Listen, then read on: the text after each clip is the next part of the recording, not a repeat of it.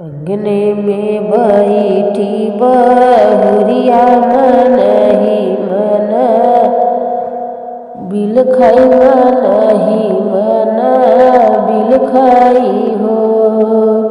अंगने में बैठी बहुरिया मन ही मन बिल खाई मन ही मन बिल खाई हो। राजा आई गए खिचड़ी के दिना खिचड़िया नहीं आवई खिचड़िया नहीं आवई हो। राजा आई गए खिचड़ी के दिनवा खिचड़िया नहीं आवई खिचड़िया नहीं आवई हो।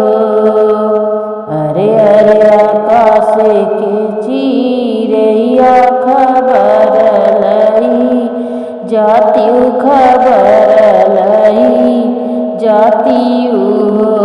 राजा आई गए खिचड़ी के दिना खिचड़िया के न लावई खिचड़िया के न लावई हो।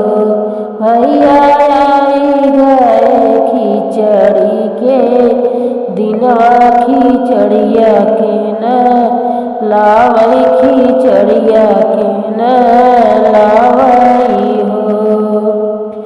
अरे अरे आकाश के चिरैया खबर लई जाती खबर लई जाती हो। चिड़िया मैया आगे खबर जा नाम खिचड़िया लैके आवई खिचड़िया लैके आवई हो। बोलिया जा बोलई मोरी सासु त संग में न नदिया त संग में न नदिया हो। भैया बहनी तोरा रहिया जो भाई खिचड़िया भेज वाई खिचड़िया भेजवाई हो। बोलिया त बोलई मोरी सासु त संग में न नदिया त संग में न नदिया हो।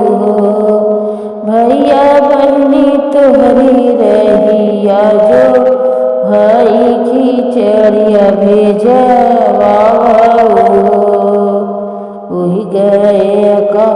उड़ गए आकाश के चिड़िया त भैया लगे पहुँची त भैया लगे पहुँची न हो। भैया बहनी तुम्हारा रहिया जो हई बिलखी बिलख रोई बिलखी बिलख रोई हो। बोलिया त बिसड़ी जे सुनियई बहुत दुख सहई बहुत दुख सहई हो। भैया खिचड़ी लेके घरा जाते खबर लैके औतो खबर लैके औतो हो। भैया खिचड़ी लैके घरा जाते खबर लैके औते खबर लैके औते हो।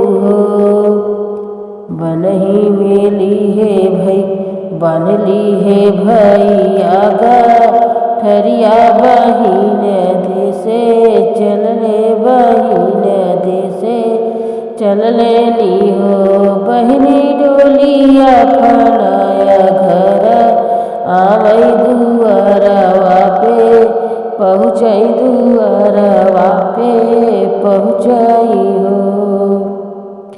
कहवाई बाटी बहिनिया बहरे चली अवती बहरे चली अवती हो।